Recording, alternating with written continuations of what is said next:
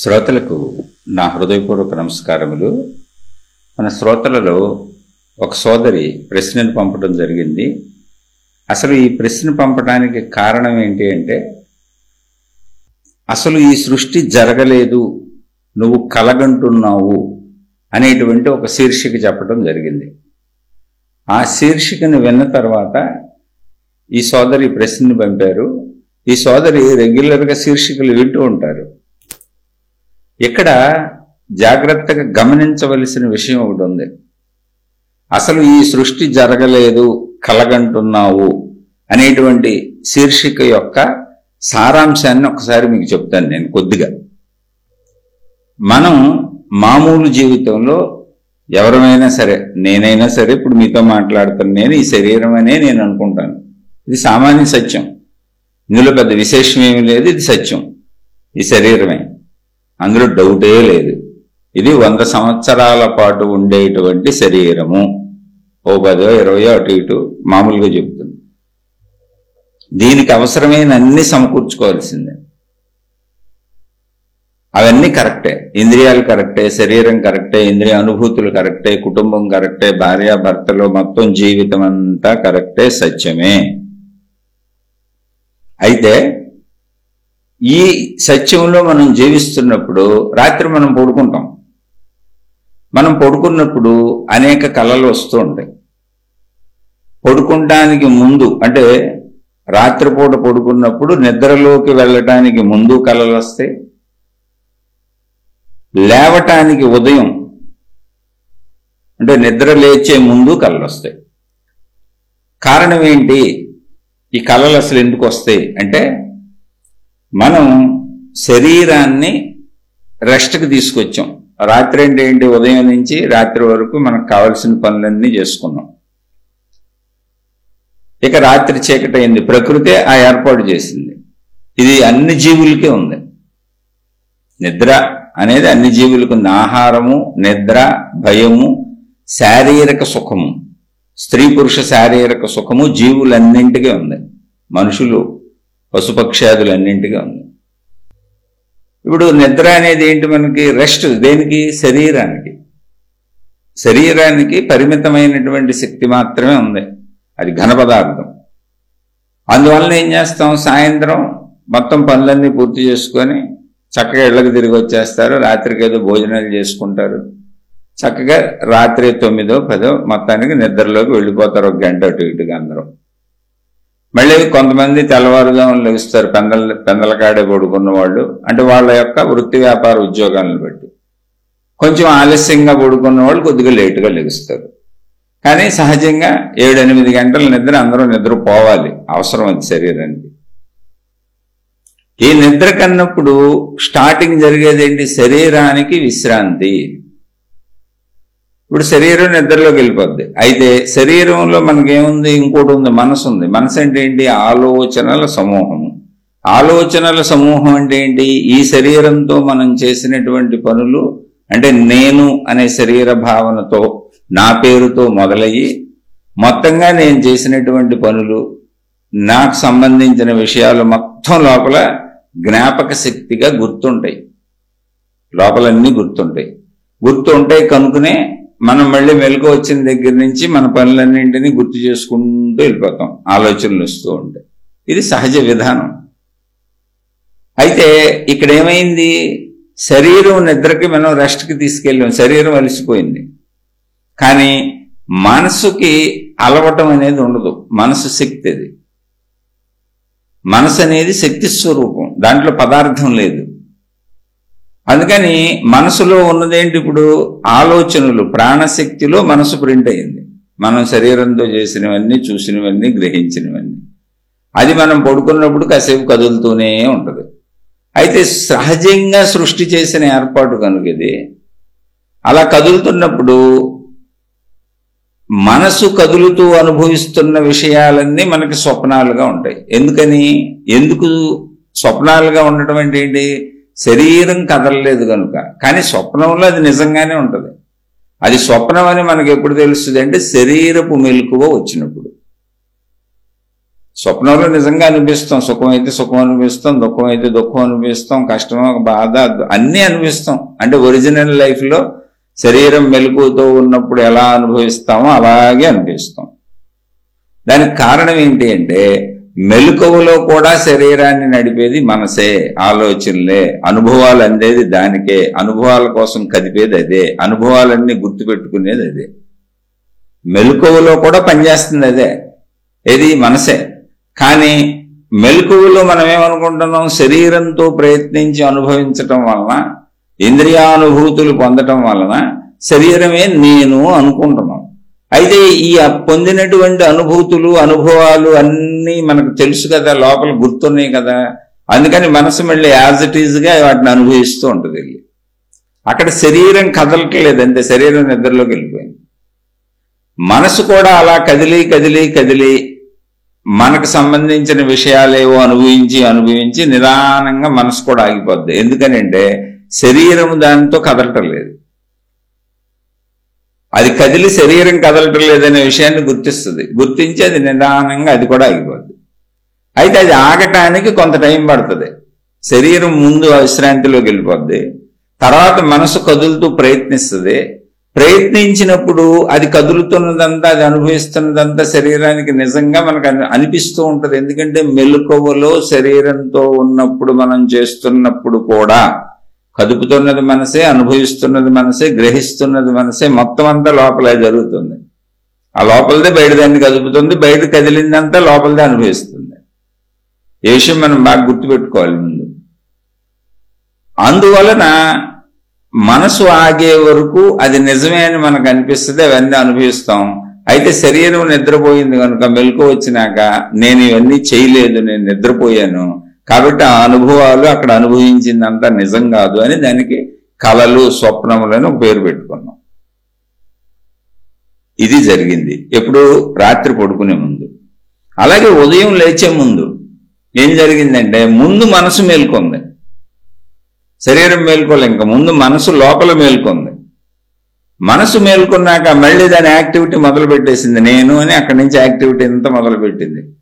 అది మొదలుపెట్టిన యాక్టివిటీతోనే శరీరం కదులుతుంది. ఈ విషయం మర్చిపోబాకండి.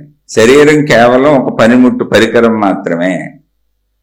ఒక మాటలో చెప్పాలంటే శరీరం ఒక మోటార్ సైకిల్ లాగా, ఒక కారు లాగా అలాంటిది అది. కానీ అనుభవాలన్నీ లోపల ఉన్నాయి, అది కదిపితేనే మనం కదలగలం. అందుకని మెలకువలో కూడా ముందు లోపల మనసు మేల్కొంటుంది, మేల్కొని దాని యాక్టివిటీ మొదలు పెట్టేస్తుంది. ఆ మొదలు పెట్టినప్పుడు శరీరం ఇంకా మనం పూర్తిగా ఆ మత్తుని వదలక శరీరం సెమీలో ఉండి లేవటానికి ప్రయత్నిస్తున్నప్పుడు ఇంకా శరీరం లేవలేదు. అప్పుడు మనకు అవన్నీ మళ్ళీ మనం అనుభవిస్తున్నట్టుగా కలలుగా నిజాలుగా అనిపిస్తే వాటిని కలలని పేరు పెట్టుకున్నాం. నిజాలుగా అనిపిస్తే అవన్నీ. అయితే అప్పుడు మనం లేవలేదు అనే విషయం మనకు లేచినాక తెలుస్తుంది. పూర్తిగా మెలకువ వచ్చి శరీరం ఇంకా విశ్రాంతిని మొత్తం పొందేసి చాలు అని శరీరం కూడా మెలకువ తెచ్చేసుకుంటుంది. అప్పుడు అనిపిస్తుంది, ఓహో ఇప్పుడు దాకా అనుభవించిందంతా నిజం కాదు, ఎందుకంటే నేను నిద్రపోయి ఉన్నాను కదా మంచం మీద, లేవలేదు కదా, కానీ చాలా అనుభవించాను, ఓహో ఇదంతా స్వప్నము, కళ. అంటే ఆ స్థితికి పెట్టబడిన పేరు అది. పేర్లు ఎప్పుడు గుర్తుపెట్టుకోండి, పేర్లు, స్వప్నములు, కళలు. ఇవి చిన్నపిల్లల దగ్గర నుంచి అందరికీ ఉంటాయి, సహజం. ఇవన్నీ సహజ విషయాలు. ఇందులో ఏమి పెద్ద అద్భుతాలు లేవు. మళ్ళీ ఈ కళలను పట్టుకొని మీరు అనవసరమైనటువంటి కళల విశ్లేషణలు చేసుకోను, కళలు ఎలా వచ్చినాయో భయపడటము లేకపోతే ఆనందపడటం ఏది చేయకండి. అందులో ఏం లేదు, మనసు కదిలింది. అయితే దీని మీద బోల్డ్ మంది తయారైపోయారు. అంటే ప్రతి విషయంలోనూ మనుషులను మోసం చేసి ఆ మోసాల మీద బతికే వాళ్ళు చాలా మంది తయారైపోయారు. అందుకని దానికి విశ్లేషణలు, దానికి పుస్తకాలు, పుట్టుమచ్చల శాస్త్రాలు, కళల శాస్త్రాలు, బల్లి కోతల శాస్త్రాలు, బల్లి ఎక్కడ పడితే ఏంటి, బల్లి అక్కడ పడితే ఏంటి, రకరకాలు పుట్టించారు. ఒకటి కాదు అసలు. వీళ్ళందరినీ మీరు నమ్ముతూ కూర్చుంటే అసలు మీ జీవితం అస్తవ్యస్తం అయిపోద్ది. కేవలం వీళ్ళు మిమ్మల్ని మభ్యపెట్టడానికి మాత్రమే ఉన్నారు. ఎందుకంటే అందరూ మామూలు మనుషులే, వాళ్ళు కూడా మామూలు మనుషులే. ఎవరికి విశ్లేషణలు తెలియవు, అవన్నీ సృష్టించి మోసం చేస్తున్నారు. మోసగాళ్ళు అన్నింటిలోనే ఉంటారు కదా. మోసగాళ్ళు లేని ప్రపంచం ఎక్కడుంది అసలు? మనిషిలోనే మోసం ఉంది. చెడు మంచి కలిసి ఉంటాయి ప్రతి మనిషిలో. అలా అన్ని రంగాల్లోనూ వీళ్ళు ఉన్నారు. జస్ట్ మనస్సు కదులుతుంది. అదేంటండి మరి మనకి కొన్ని నిజంగానే అనిపిస్తాయి, నిజంగానే జరిగినట్టు ఉంటాయి, నిజంగానే జరుగుతాయి కూడా ఒక్కొక్కసారి. ఇప్పుడు ఎవరో మా ఫ్రెండ్ వచ్చినట్టు కళ వచ్చింది, పొద్దున్నే మా ఫ్రెండ్ వస్తాడు, ఏదో జరిగినట్టు కళ వచ్చింది, నిజంగా జరుగుద్ది. అదే మంచో చెడో ఎప్పుడని. ఏమండి, మీకు కళలు వచ్చేవి ఏంటి? మీ స్వవిషయాలే కదా. ఎవరికైనా, నాకైనా మీకైనా కళలు వచ్చేదేంటి? మన లోపల ఉన్న విషయాలు. ఆ లోపల ఉన్న విషయాలలో 1,00,000 విషయాలు కళలా వస్తే 1,00,000 విషయాల్లో ఒక 10 విషయాలు 100 విషయాలు జరిగే అవకాశాలు ఉంటాయి కదండి. మనమే కదా అనుకుంటున్నాం ఏదో కళ. ఇప్పుడు రేపు వెళ్ళి కూరగాయలు కొనుక్కోవాలనుకున్నాం అనుకో, రాత్రి కూరగాయలు కొంటానంటే కళ వచ్చేయచ్చు. పొద్దున కూరగాయలకు వెళ్తాం, ఏముంది అందులో? అసలు మా ఇంట్లో ఎన్నోసార్లు చెబుతారు, కొన్ని వందల వేల సార్లు జరిగింది, రేపు ఉండబోయే కూరలు పలానా కూరలు ఉండాం, పలానా జరిగింది, రాత్రి కళ ఇదే వచ్చింది, ఇది ఇలాగే జరిగింది. ఇంతకీ మీరు మర్చిపోతున్న విషయం ఏంటంటే, కళ అద్భుతం కాదు. కళ అనేది మన ఆలోచన అలా, మన ప్లానింగ్ సిస్టంలో ఆల్రెడీ ఉంది. మనకు తెలిసిన మనుషులు, మనకు తెలిసిన విషయాలు, మనం అనుకుంటున్న విషయాలు, మనం భావించుకుంటున్న విషయాలు. ఇప్పుడు ఏదో అనుకుంటా ఉంటే అప్పుడే ఫోన్ వస్తుంది, అమ్ము నేను అనుకోగానే పలానా వాళ్ళు ఫోన్ చేసేసారు, నా ఇంట్యూషన్ పనిచేస్తుంది, నాకే 6th సెన్స్ పనిచేస్తుంది, 7th సెన్స్ పనిచేస్తుంది, ఇక చక్రాలు, ప్రాణిక్ హీలింగ్లు, ఇన్ని దాంట్లో బోల్డ్ గందరగోళాలు సృష్టించారు. ఏమీ లేదు, మీకు తెలిసినవి మీరు అనుకుంటా ఉంటారు ఎప్పుడు. ఆ అనుకునే 1,00,000 విషయాల్లో ఓ 10, ఒక 20, ఒక 100 జరుగుతాయి, ఖచ్చితంగా జరుగుతాయి. ఎందుకంటే రెగ్యులర్ లైఫ్లో అనుకునే కనుక. అయితే ఇందులో అస్తవ్యస్తమైనవి కూడా ఉంటాయి. మళ్ళీ కళల్లో బోల్డ్ ఉంటాయి కదండి, అస్తవ్యస్తతలు అనొచ్చు, ఖచ్చితంగా ఉంటాయి. ఎందుకుండవు? కళ అనేది ఒక ఇమాజినేషన్, దానికి ఒక పద్ధతి ఉండదు, ఒక విధానం ఉండదు. భౌతిక జీవితంలో శరీర కదలికలకి విధానం ఉంది, రూల్స్ ఉన్నాయి, రెగ్యులేషన్స్ ఉన్నాయి. ప్రపంచంలో రూల్స్ ఉన్నాయి, రెగ్యులేషన్స్ ఉన్నాయి. నా ఇష్టం వచ్చినట్టు ఉంటానంటే కుదరదు. భౌతిక జీవితంలో అసలు కుదరదు. కానీ స్వప్నలోకంలో నో రూల్స్, నో రెగ్యులేషన్స్. స్వప్నలోకంలో అడ్డోదుపు ఉండదు. ఇప్పుడు అది ఎలా అయినా ఇమాజినేషన్స్ భావించేసుకోవచ్చు. సగం పాము, సగం మనిషి, బోల్సార్లు చెప్పాను. సగం చేప, సగం జలకన్య, సగం మనిషి, ఏదో ఒకటి. మన ఆవిడ ప్లేస్లో పక్కింటి ఆవిడ, పక్కింటి ఆవిడ ప్లేస్లో ఎదురింటి అయినా, ఏదో ఒకటి సంథింగ్ ఏ నాన్ సెన్స్ అయినా ఉండొచ్చు. ఎందుకంటే అది కళ. అది మన లోపల భావంలో, మనసులో జరుగుతున్నటువంటి, అంతరంగంలో జరుగుతున్నటువంటి అడ్డు ఆపు లేనటువంటి, సెన్సార్ లేనటువంటి, దరిద్రమైన, నీచమైన, అతి దారుణమైనటువంటివన్నీ మన మనసులో అనుకుంటాం. కానీ భౌతికమైన జీవితంలో శరీరంతో ఆచరించేవాడు మాట్లాడడం. ఎందుకంటే భౌతిక జీవితంలో రూల్స్ రెగ్యులేషన్స్ ఉన్నాయి, మానసిక ఊహలకి రూల్స్ రెగ్యులేషన్స్ లేవు. మనమే ఊహిస్తాం మెలుగులోనే బోల్డ్. ఇప్పుడు చూడండి, బోల్డ్ సినిమాలు తీస్తారు, హర్రర్, టెర్రర్, రకరకాల సినిమాలు, బూత్ సినిమాలు అన్నీ తీస్తారు, అన్నీ చూస్తాం, అన్నీ వింటాం, అన్నీ చదువుతాం. అవేంటి? మానసిక ఊహలుగా ఉంటాయి. ఊహలకి శిక్షలు లేవు, ఎందుకంటే ఊహలు ఎవరికి తెలియదు కాబట్టి. కానీ ఊహలు స్వప్నాలుగా రావచ్చు, ఊహలేకయి. కాబట్టి వాస్తవాలు అప్పుడప్పుడు రావచ్చు, అవాస్తవాలు రావచ్చు, అనేక రకాలైనటువంటి పనికిరాని ఎన్నో రావచ్చు. ఎందుకంటే అవన్నీ మనం మెలకువలో కూడా చేస్తాం. కానీ శరీరంతో చేసేటప్పుడు రూల్స్, రెగ్యులేషన్స్, పద్ధతులు, మనుషులు, ఎందుకంటే బాహ్య వ్యక్తీకరణకు వచ్చేస్తుంది కనుక, వ్యక్తీకరణకు వచ్చినప్పుడు సంస్కారవంతంగా లేకపోతే దాన్ని చుట్టూ ఉన్న సమాజం ఆమోదించదు కనుక, చట్టాలు, పద్ధతులు, విధానాలు ఉన్నాయి కనుక సెన్సార్ బోర్డుతో పనిచేస్తాం. దీన్ని అర్థం చేసుకోండి అండి. అంతే తప్ప అటుకేం విశ్లేషణలు, ఫలితాలని ఆళ్ళ చుట్టూ ఇళ్ళ చుట్టూ తిరగబాకండి. ఏదో కళల్లో భయంకరమైన కనపడి, దెయ్యాలు కనపడి, భూతాలు కనపడి, పాములు కనపడి, ఈ కనపడి, అవి కనపడి, రెమెడీస్ ఏంటని ఆళ్ళ చుట్టూ ఇళ్ళ చుట్టూ తిరగబాకండి. బలహీనమైనటువంటి మనస్సును తయారు చేసుకుంటున్నారు మీరు. అవి ఏమిలో ఊరుకునే పిచ్చి ఊహలు ఎవరికైనా వస్తాయి, నాకు కూడా బోల్డ్ వస్తాయి. అసలు రానోళ్ళు ఉండరు, ఎవరో మనకు చెప్పరండి.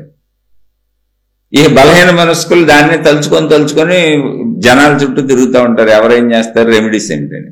దీనికి రెమెడీస్ చెప్పేవాళ్ళు, ఇక ప్రజల్ని మోసం చేసేవాళ్ళు కుప్పలు తెప్పలుగా తయారైపోయారు. అందుకని మీ ముందు మనోబలాన్ని సాధించుకోండి. జ్ఞానం అంటే అది సాధించడానికి ఏముంది, అది ఊరికనే పిచ్చోహలన్నీ చేస్తా కూర్చుంటాం.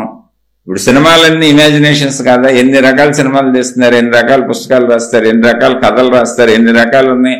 అందులో మంచి రాసేవాళ్ళు ఉన్నారు, చెడ్డవి రాసేవాళ్ళు ఉన్నారు, పనికిరాని రాసేవాళ్ళు ఉన్నారు, నీచమైన రాసేవాళ్ళు ఉన్నారు, నీచమైన తీసేవాళ్ళు ఉన్నారు, అన్ని రకాలు ఉన్నాయి కదా ప్రపంచంలో. అవన్నీ మనిషి మనసులో ఊహల్లోంచి పుట్టినయేగా. సినిమాలు కాబట్టి పెద్ద పట్టించుకోవట్లే, అక్కడికే సెన్సార్ బోర్డులు ఉంటాయి వాటికి కూడా. కొంత ఇమాజినేషన్కి ఊరుకుంటున్నారు, వదిలేశారు. ఏదో క్రియేటివిటీ తీసుకొని కాసేపు ఎంటర్టైన్మెంటే కదా అని. అది కూడా మన మనసులోకి వెళ్ళిపోద్ది, మనసు వాటిని ఊహించుకుంటుంది. వాస్తవంలో ఇది కుదరదు. అంటే ఇది కొంత అవసరం అని చెప్పాను. ఇలా మనసును పాడు చేసుకోబాకండి, మనసును స్థిరంగా పెట్టుకోండి. ఇది ఊహాని మీరు నిర్ణయించుకున్నాక ఇంకా దానికి వాల్యూనే లేదు. ఊహకు వాల్యూ ఏంటి? ఊహను పట్టుకొని అలాంటివి ఏంటి, పిచ్చి కాకపోతే. అలాగే డిప్రెషన్స్ అవి తెచ్చుకుంటున్నారు, ఊహలు పట్టుకు అలాడుతున్నారు. ఒత్తిడి, స్ట్రెస్, డిప్రెషన్ ఇవన్నీ ఏంటి? ఊహలు పట్టుకు అలాడటమే. ఎందుకు ఊహలను ఊరికి ఊహించుకుంటే అలాడటం? ఏదైనా మంచి పనులు చేయండి, మంచి చూడండి, మంచి వినండి, మంచి చదువుకోండి, చక్కగా నలుగురితో తిరగండి, గొడవలు పడబాకండి, ఇంట్లో కుటుంబ సభ్యులతో మంచిగా ఉండండి, స్నేహితులతో మంచిగా ఉండండి, ఏదైనా పనికొచ్చే పనులు చేసుకోండి, బోల్డ్ చేయొచ్చు. అసలు మీరు మంచి ఏమన్నా చదువుకుంటే వెళ్ళాలంటే మీ జీవితం మొత్తం చదివినా కూడా తరగనంత గ్రంథాలు ఇక్కడ ఉన్నాయి. మంచి ఏమన్నా వెంటా వెళ్దామంటే మీరు మొత్తం 100 సంవత్సరాల జీవితం వినేసినా కూడా తరగనన్ని ఉన్నాయి. మంచికి అంతే అక్కడ ఉంది. అసలు కోట్లాది జన్మలు ఎత్తినా కూడా మంచిలో బతుకుతూ మంచి చేస్తూ బోల్డ్ చేయొచ్చు ఇక్కడ. ఎందుకు ఆ పనికిరాని ఊహలు ఊహించుకుంటూ కూర్చుంటారు. మళ్ళీ దానికి తోడు రెమెడీస్ కోసం వాళ్ళ చుట్టూ వీళ్ళ చుట్టూ తిరుగుతారు. అసలు అలాంటివి చేయకుండా ఈ ఊహలు మాత్రమే. ఇది స్వప్నం అయిపోయింది. కొంచెం కావాలని చెప్పాను, ఎందుకంటే ఈ పిక్చర్లో చాలా మంది నాకు ప్రశ్నలు పంపుతూ ఉంటారు, నన్ను రెమెడీస్ అడుగుతూ ఉంటారు. అందుకని చెబుతున్నా, అవి ఉండవండి, మోసపోబాకండి ఎవరి చేతుల్లోనూ. ఏం డబ్బులు తీసుకు చేసేవాడిది ప్రతి మోసమే కదండి. అసలు నిజంగా ఎలాంటి వాటికి రెమెడీస్ ఉన్నాయనుకోండి, వాడు మంచోడు మహాత్ముడు అయితే మీ గురుకునే చేయాలి కదా. డబ్బులు తీసుకొని చేయడం ఏంటి? డబ్బు ఉందంటే, డబ్బుతో సంబంధం ఉందంటే మోసం ఉందని అర్థం. ఇప్పుడు డబ్బుతో సంబంధం భౌతిక జీవితంలో వ్యాపారాలు, వృత్తులు అన్నీ చేస్తున్నారంటే అది డైరెక్ట్గా చక్కగా అది డబ్బు కోసమే చేస్తున్నాం. వృత్తి, వ్యాపార, ఉద్యోగాలన్నీ, పనులన్నీ. అది నిజంగా డబ్బు అవసరం, బతకాలి కాబట్టి. ఏయో మేము రెమెడీస్ చెబుతాం, మాకు తెలుసు, మాకు శక్తులు ఉన్నాయి, మా దగ్గర అవి ఉన్నాయి, మా దగ్గర ఇవి ఉన్నాయి, మాకు దేవుళ్ళు తెలుసు, మాకు దేవుళ్ళు మాట్లాడతారు అన్న వాళ్ళు మీకెందుకు డబ్బులు? అప్పుడు ఉపకారం చేయండి ప్రజలకి. డబ్బుతో ఏం సంబంధాలు పెట్టుకోబాకండి. మీరు కూడా గోచి పెట్టు కూర్చోండి, నమ్ముతారు ప్రజలు. అప్పుడు ఏ అవసరాలకి ప్రజలను వాడుకోబాకండి, మీ అవసరాలకు వాడుకోబాకండి, డబ్బులు తీసుకోబాకండి. అవి ఉండవండి బాబు, మిమ్మల్ని ముంచేయడానికి డబ్బుల కోసం ఇవన్నీ పెట్టారు. అసలు మహిమలో, మాయలో ఇలాంటి రెమెడీస్ ఏం ఉండవు ప్రపంచంలో. ప్రపంచం ఎప్పుడు చక్కగా ప్రశాంతంగా హాయిగా ఉంది సృష్టి అంతా. ఈ మధ్యలో వచ్చినటువంటి మనుషులు చేసినటువంటి గారడీలు ఇవన్నీ పాపం అమాయకులు నమ్ముతున్నారండి. దానికి కారణం చక్కటి జ్ఞానాన్ని తెలుసుకోకపోవడం అంతే.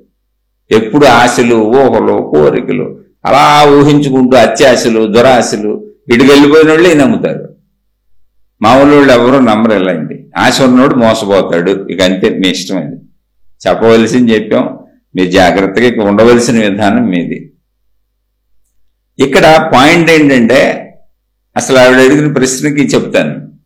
ఇప్పుడు ఇది స్వప్నం అనుకున్నాం కదా, మనం జీవిస్తాం. అలా జీవించుకుంటూ వెళ్ళి అందరం 80కో 90కో 100కో చనిపోతాం. 100 తర్వాత ఎవరో ఉండరు. అసలు పోనీ ఎప్పటికైనా ఒక 10 ఏళ్ళు అటు ఇటు మనిషి అనేవాడు చనిపోతాడు. చనిపోవడంతో ఏమైంది భూమి మీద? ఇంకా పూర్తి అయిపోయింది, ఇంకేం లేదు, స్టోరీ క్లోజ్ అన్నారు. మనిషి స్టోరీ క్లోజ్ అయిపోయింది. ఎక్కడికి? మామూలుగా మన వరకు మన లెక్కది. మీ తాతగారు ఏమయ్యారంటే గోడెక్కాడు, ఫోటో మీద ఉన్నాడు, దండేశాం.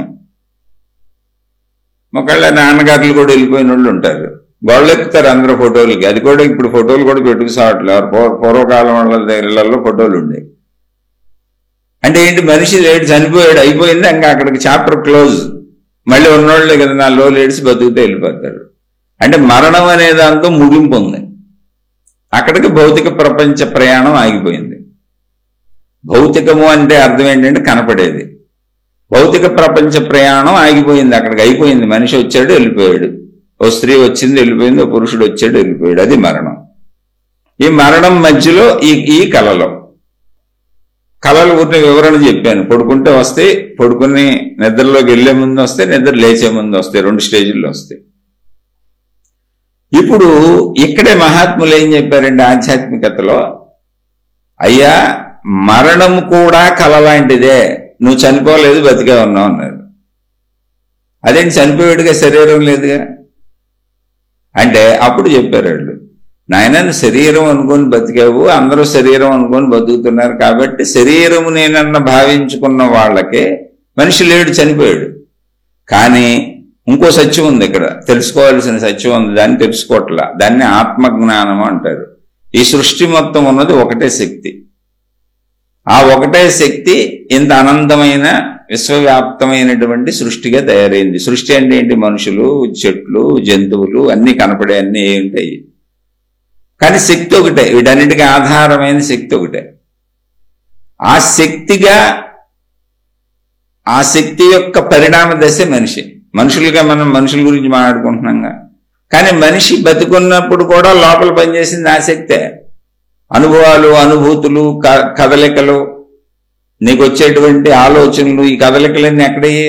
ఆ శక్తి వల్లనే జరిగింది. శరీరం శిథిలమైపోయింది.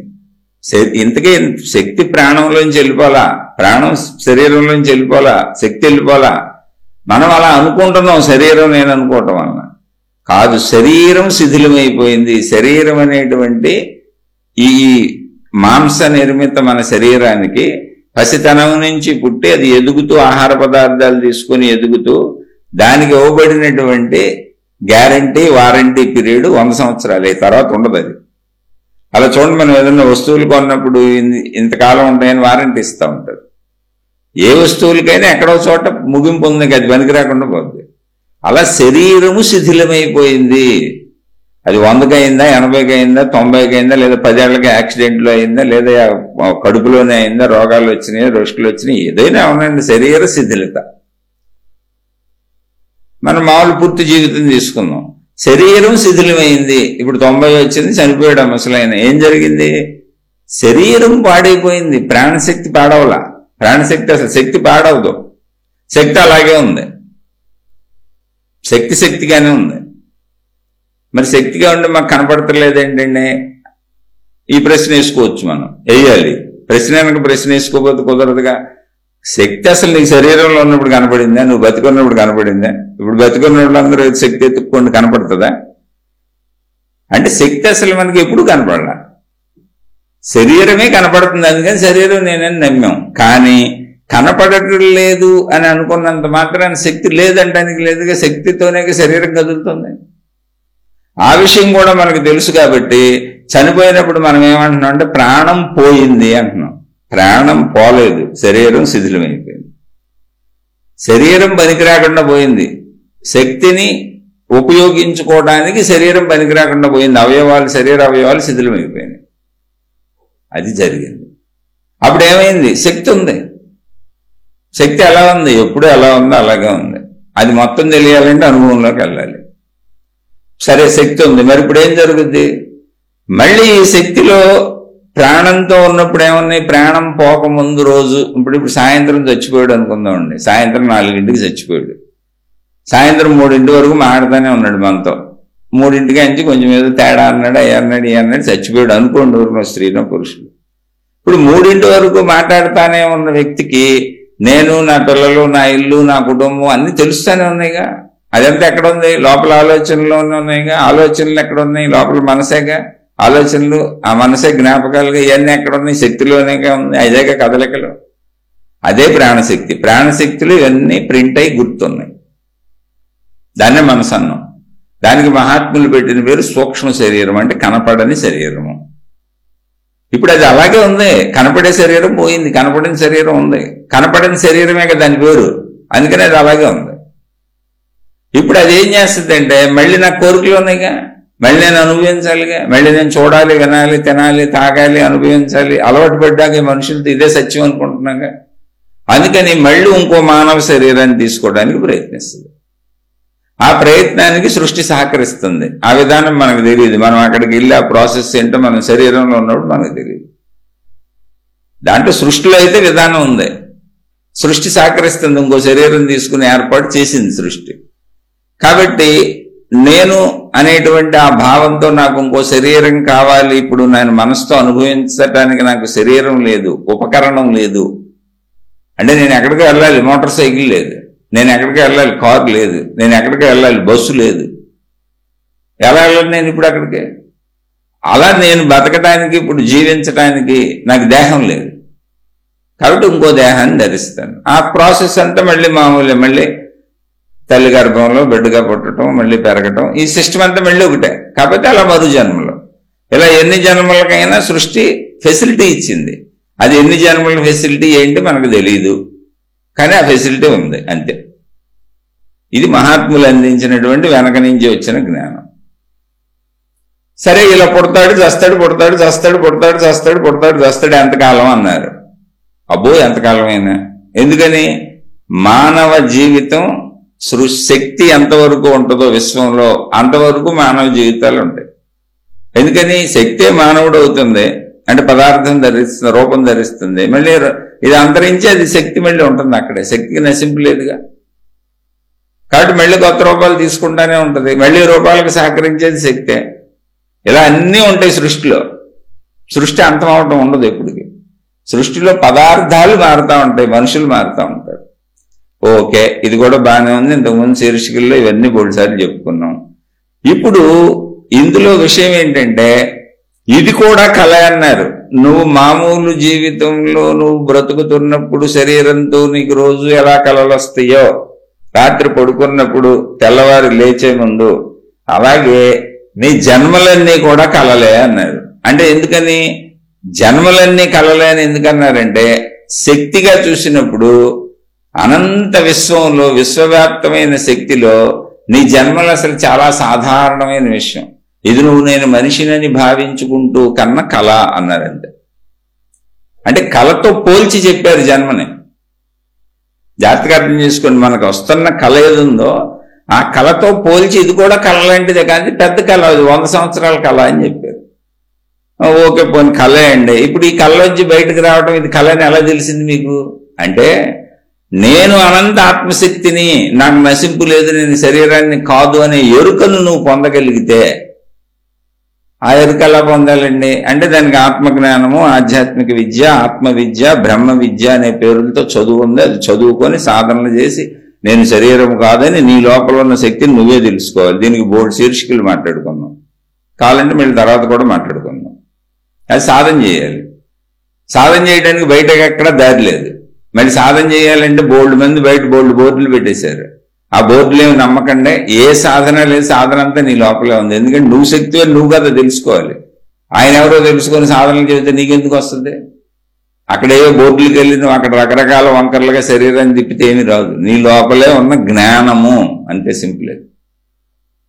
దానికి తగ్గ ఆత్మజ్ఞాన విధానాలన్నీ చెప్పారు, పరిశీలన మార్గాలన్నీ చెప్పారు. అది ఎలా జ్ఞానాన్ని పెంపొందించుకొని ఎలా చూసుకొని నన్ను నేను శరీరం కాదలే దృష్టిని ఎలా పెంచుకోవాలి, ఆ జ్ఞానాన్ని ఎలా పొందాలి అనేటువంటిది మొత్తం ఆధ్యాత్మిక విద్య, ఆత్మ విద్య, బ్రహ్మ విద్య. ఎందుకంటే దాన్ని బ్రహ్మము ఆత్మ అని పిలిచారు కాబట్టి, విద్య అంటే చదువు కాబట్టి అలా పిలుచుకొచ్చారు, అంతే, ఏం లేదు. ఇది ఆధ్యాత్మిక చదువు. ఆధ్యాత్మిక చదువు అనేది ప్రతి వ్యక్తికి పర్సనల్, వ్యక్తిగతం. అది సామూహికం కాదు, అది మతం కాదు, మార్గం కాదు. ఓ గుంపులుగా వెళ్ళిపోయి మనం ఏదో మన ఇష్టం వచ్చినట్టు ఏదో కార్యక్రమాలు చేసినట్టు చేసేది కాదు. నీ లోపలకు నువ్వు వెళ్ళి నిన్ను నువ్వు చూసుకొని నీ శక్తిని నువ్వు తెలుసుకునేది, అంతే, సింపుల్. అది ఆధ్యాత్మిక విద్య. ఆ శక్తిని తెలుసుకున్నప్పుడు ఏం తెలుస్తుంది అనేది చెప్పారు. అనుభవం ఎలా ఉంటుందో చెప్పారు. ఎందుకంటే అది పొందారు వాళ్ళు తెలుసుకొని, లేకపోతే వాళ్ళు దారి ఎలా చూపిస్తారు? వాళ్ళు మాస్టర్లుగా దారి చూపించారు మనకు. విద్య అంటే చదువు చెప్పే మాస్టర్లుగా దారి చూపించారు. ఆ దారి చూపించే ముందు ఆ దారిలో ఫలితాన్ని వాళ్ళు పొందారు. ఆ పొందిన వాళ్ళని జీవన్ముక్తులు అన్నారు. మహాత్ములు వాళ్ళు ఆత్మజ్ఞానానుభూతిని పొందిన వాళ్ళు అన్నారు. ఆ పొందిన వాళ్ళు మనకు దారి చూపించినప్పుడు ఏం చెప్పారంటే, అయ్యా మేము పొందాము, ఇలా వెళ్ళాలి అని చెప్పి. అప్పుడు అనుభవం ఎలా ఉంటుంది అంటే, అసలు నేను ఈ శరీరమే కాదు, సర్వవ్యాపకంగా విశ్వం మొత్తం ఉన్నటువంటి ఆ శక్తి ఏది ఉందో, శక్తి అన్న భావనే అదొక స్థితి. అటువంటి స్థితి అనుభూతి కలుగుద్ది, అంతే. శరీరము అన్న భావన పోద్ది. అప్పుడు శరీరం కలలాగా అనిపిస్తుంది అన్నారు. అంటే మామూలుగా శరీరంతో జీవిస్తున్నప్పుడు, మనం నిద్రపోయినప్పుడు కలలో దుఃఖపడి సుఖపడి మెలకువ రాగానే అబ్బాయి ఏమి లేదు, ఇదంతా కళని ఎలా వదిలేసాము, ఎంత తేలిగ్గా వదిలేసాము మామూలు జీవితంలో. అలా నేను శక్తిని అనే అనుభవం పొందినప్పుడు నువ్వు ఈ శరీరం నేననే భావాన్ని అంత తేలిగ్గా వదిలేయగలుగుతావు. ఇది కళ అని నీకు అప్పుడు అర్థమవుద్ది. అంటే కళ లాంటిది అని పోల్చారు.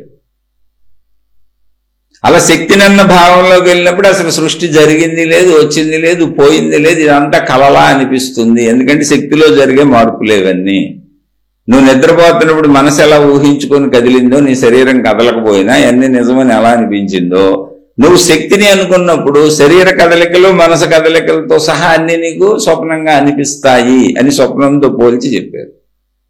కనుక అసలు సృష్టి శక్తి యథావిధిగానే ఉంది, సృష్టి జరిగింది లేదు, పాడు లేదు, నీ భావన అంతే అన్నారు. ఇది నా భావన, ఇది మొత్తం కళ లాంటి భావన అని ఎప్పుడు తెలుస్తుంది అంటే నేను శక్తి నన్న అనుభవం పొందితే ఇది చెప్పబడింది. అయితే దీన్ని సృష్టి అసలు జరగలేదు, నువ్వు కలకంటున్నావు అనే శీర్షికలో చెప్పుకుంటూ వచ్చాను. ఇప్పుడు ఆ సోదరికి వచ్చిన సందేహం ఏంటంటే, ఇప్పుడు ఇదంతా కళ అన్నారు కదా, కన్విన్స్ అయ్యారు, ఆవిడకి అర్థమైంది. కానీ అర్థం అవ్వటం ఎలాగో కూడా అర్థం చేసుకోవాలి. ఒక విషయంతో పూర్తిగా మనం సంపూర్ణత్వాన్ని పొందలేము. అది భావనాత్మక విషయం, అనుభవాత్మక విషయం కాదు. ఎందుకంటే అది చెప్పిన నాకే అనుభవం లేదు, నేను చెప్పగలిగిన స్థితి వరకే వచ్చాను తప్ప ఇది మొత్తం కళ అని చెప్పగలిగిన విషయానికి మహాత్ములు చెప్పిన దాన్ని మీకు మళ్ళీ తిరిగి అప్పచెప్పగలిగే స్థితికి వచ్చాను తప్ప నాకే అనుభవం లేదు. నేను ఆ శక్తి అనుభవాన్ని పొందలేదు. ఈ జీవితం కళ అనేటువంటి భావంలోకి నేను రాలేదు. మహాత్ములు చెప్పిన దాన్ని తిరిగి మీకు అప్పచెప్పగలిగేంత అర్థమైంది అంతే, నాకు అనుభవం అవ్వలేదు. ఇప్పుడు ఆ సోదరు వేసిన ప్రశ్న ఏంటంటే, ఇదంతా కళ అయితే ఇప్పుడు దాకా మరి మనుషులు చేసే సాధనలు, ఆధ్యాత్మిక సాధనలు, ఈ పుణ్యక్షేత్రాలు, ఈ తీర్థాలు, ఈ దేవుళ్ళు, ఈ దేవతలు, అనేక రకాల ధ్యానాలు, ఈ ధ్యానానుభవాలు ఇవన్నీ వృధాయేనా, మొత్తం కళేనా, అసలు ఇవన్నీ దేనికి పనికిరావా, ఇవన్నీ చేయక్కర్లేదా అనే ప్రశ్న వేశారు. అది ఇప్పుడు ప్రశ్న అంటే మొత్తం అసలు ఇప్పుడు దాకా ఉన్న భక్తి ఆధ్యాత్మిక విధానాలన్నీ పనికిరానివేనా, అది ఆవిడ వేసిన ప్రశ్న. అంటే ఖచ్చితంగా పనికిరానివే. ఎప్పుడు అది అసలు తీసుకోవాల్సిన విషయం. అక్కడ నేను అనంత శక్తిననే ఆత్మానుభూతిలో నేను కలిసిపోయినప్పుడు, నాకు దేహభావన పోయినప్పుడు, నాకు అసలు దేహం ఉందన్న ఎరుకే నాకు లేనప్పుడు, నేను అసలు ఈ దేహాన్ని వీడి మోక్షంలో లీనమైపోయినప్పుడు, విశ్వవ్యాప్త శక్తిగా ఉన్నా నాకు ఇంకేమున్నాయి, నాకేం కనపడవుగా, అసలు అప్పుడు నాకుండవుగా. అప్పుడు ఆ స్థితిలో ఇప్పుడు మనం మనుషులమే, నాకే అవ్వలేదు. మీకు ఇది చెప్పే ముందు నేను చక్కగా భోజనం చేసి వచ్చి ఆకలేస్తుంటే శుభ్రంగా తిని కూర్చున్నా. ఇప్పుడు కళ అనుకొని భోజనం ఎక్కడ మానేస్తాను నేను? ఎవరు కుదరదు. ఆత్మానుభవం పొందినటువంటి జీవన్ముక్తుల స్థితిని మనం పోల్చుకోకూడదు. అర్థం చేసుకుంటూ దాన్ని సాధన చేసుకోవడానికి చెప్పారు. అసలు ఆ స్థితిని మనం 100 జన్మలు ఎత్తినా పొందుతామో లేదనేది డౌట్ ఇప్పుడు. అందుకే ఎప్పుడు కూడా విషయాలు వినేటప్పుడు చాలా జాగ్రత్తగా తీసుకోవాలి. వాటిని గబగబా వినేసి ఇదంతా పనికిరాదా అనేటువంటి నిర్ణయానికి వచ్చేయకూడదు. అసలు మనం పొందలేదు కదా, మళ్ళీ అది అబద్ధమేం కాదు. ఇప్పుడు ఆ స్థితిని పొందారు. ఇప్పుడు రమణ మహర్షి ఒక ఆయన ఉన్నారండి, గోచిపెట్టు కూర్చున్నారు. ఆయన పెళ్లి చేసుకోలేదు, పిల్లల్ని కనలేదు, డబ్బు సంపాదించలేదు, అసలు మనం చేసేది ఏది చేయలేదండి. అలాంటి మహాత్ములు ఎంతో మంది ఉన్నారు, నూరును కూర్చున్నారు. ఎవరన్నా పెడితే ఇంత భిక్షాన్నం తిన్నారు, అది కూడా ఏం పెట్టారని అడగలేదు. ఉప్పు తక్కువైందని చెప్పలేదు, కారం ఎక్కువైందని చెప్పలేదు, అసలు ఏమీ అనలేదు. ఏది పెడితే అది తిన్నారు. ఏ జబ్బు వస్తే దాన్ని అనుభవించారు, నాకు జబ్బు బాధ అని కూడా చెప్పలేదు. మళ్ళీ అన్నీ అనుభవించారు. ఏ జబ్బు వస్తే అది అనుభవించారు. చలికి ఎండకి దుప్పటిస్తే కప్పుకున్నారు, లేదంటే లేదు. ఎవరన్నా ఇసురుగారిస్తే ఇసురుకున్నారు, లేదంటే అలాగే ఉన్నారు. ఎందుకని? ఆ అనుభవం పొందారు. అలాంటి వాళ్ళతో మనం ఎలా పోల్చుకుంటాం అంటున్నాం. మనకు అనుభవం రాలేదు, అనుభవం వస్తే ఓకే, అది కూడా శరీరంతో ఉన్నారు కనుక. అసలు ఇది కళ అని ఎప్పుడు శరీరం దాటి వెళ్ళిపోయినాక తెలుస్తుంది, ఇంకా బాగా తెలిసే స్థితి అది. ఇప్పుడు శరీరం వదిలేసాం, శక్తిలో కలిసిపోయాం, అసలు ప్రపంచం ఎందుకు ఉంటుంది శక్తిగా ఉన్నప్పుడు? ఇప్పుడు కరెంటు బల్బులోకి వచ్చి వెలిగింది అనుకోండి, బల్బు వెలుగుతుంది అన్నాం. ఫ్యాన్లోకి వచ్చి తిరిగితే ఫ్యాన్ జరుగుతుంది అన్నాం. ఏ వస్తువులోకి వెళ్తే ఆ వస్తువు పేరు చెబుతున్నాం. ఇప్పుడు బల్బు పాడైపోయింది తీసేసాం, ఫ్యాన్ పాడైపోయింది తీసేసాం, వస్తువులన్నీ తీసేసాం, కరెంటుకు ఉండిపోయింది. అసలు కరెంట్ అన్న అవసరమే లేదు ఇప్పుడు మనకు, వస్తువులన్నీ తీసేసినాక. వస్తువులన్నీ తీస్తే కరెంటు పేరు కూడా చెప్పక్కర్లా. వస్తువులు లేకపోతే కరెంటు పేరు కూడా పని లేదు. కరెంట్ ఉందని అనక్కర్లా, కరెంట్ లేదని అనక్కర్లా, అసలు కరెంటును గుర్తు చేసుకోక్కర్లా, కరెంటుతో ఉపయోగించుకునే వస్తువులే లేకపోతే. అలాగే నేను అనంత శక్తిని అనే దానిలోకి వెళ్ళిపోయి దేహభావన లేకపోతే సృష్టి కనపడకపోతే మనుషులే లేకపోతే ఆ భావనలోకి వెళ్ళిపోయినాక ఇక్కడ ఏం లేవుగా కరెంట్ స్థితిలో ఉండిపోయాను. నాకేం కనపడదు, అలా ఉన్నాను అంతే. అది కరెంట్ అన్న భావన కూడా ఉండదు. కరెంట్ అన్న భావన ఎప్పుడంటే ఫ్యాన్లోనో బల్బులోనో ఇస్త్రీపెట్టిలోనో వచ్చి పనిచేయాలి. అందుకని ఇవన్నీ వృధా కాదు, అక్కడికి చేరుకోవటానికి ఇవన్నీ అవసరం. ఇప్పుడు అది కళ అని తెలుసుకోవాలిగా. ఇప్పుడు చిన్నపిల్లలు కళ్ళ బోళ్ళు లేచి గందరగోళం పడిపోయి ఏడు చేసి కేకలు పెడతా ఉంటారు. తేరుకున్నాక కూడా అది కళ అని తెలియదు చిన్నపిల్లలకి. చిన్నపిల్లలు చాలా మందికి అది కళ అని తెలియటానికి బోళ్ళు టైం పట్టుద్ది.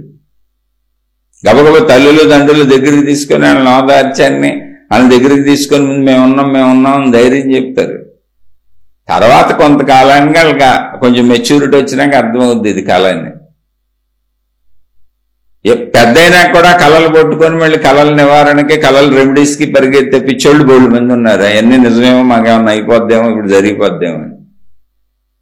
అంత పిచ్చలో వెళ్తున్నప్పుడు ప్రపంచం ఎంత ఇదిగా ఉన్నప్పుడు ఎన్ని పనికిరావేమో కాదు, అన్ని పనికొచ్చేవే.